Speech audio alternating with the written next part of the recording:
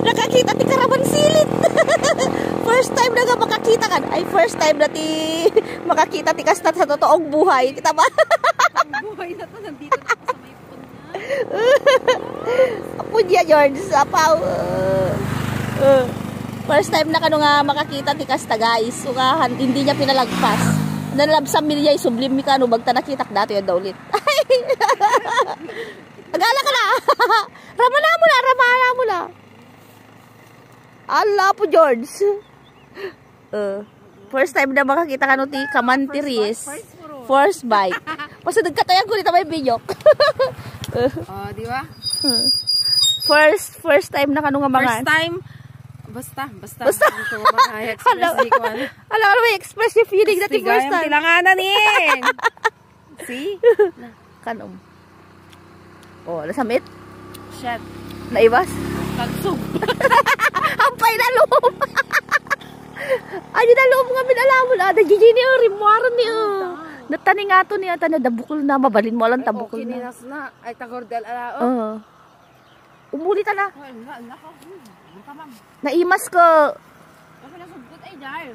Hampay na loob. Ganun ba yun? Hanunay nga talaga na nasamit. Sumugpot nga sumamit. Awan matays mo nga samit na. Ure basit. Ada, di ba? Ilang. Di ba? Basit lang. Pero, promise, nag-ikot gaya. Han nga isurat na nasamit talaga nga dati sugpot na. Pero okay lang kasi hanunay nga isuti ko. Wala ka nagbuwak. Pero namimas sa ata kung dadi kariskis gaga. One more. Sige, halap ko more. More naman, karaman silip girl.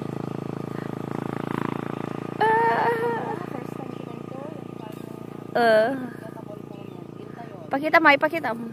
Ata pinurus mo. Nagpintas kami ni sino magamitan nga may ayon eh. See? Tapos nagpintas pa yung mga flex. Di ba? One more try. Madina na pagastuhan kanya may isa. Ada bukol na? Kasla ka nagbuwan ti Carmen.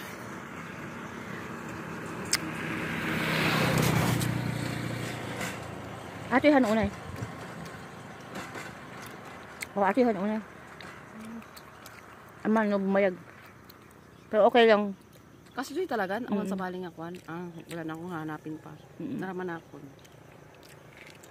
Napintas lang nga na, but it's not my type. Babawi ka. Pero at least, hanak ma-ignorant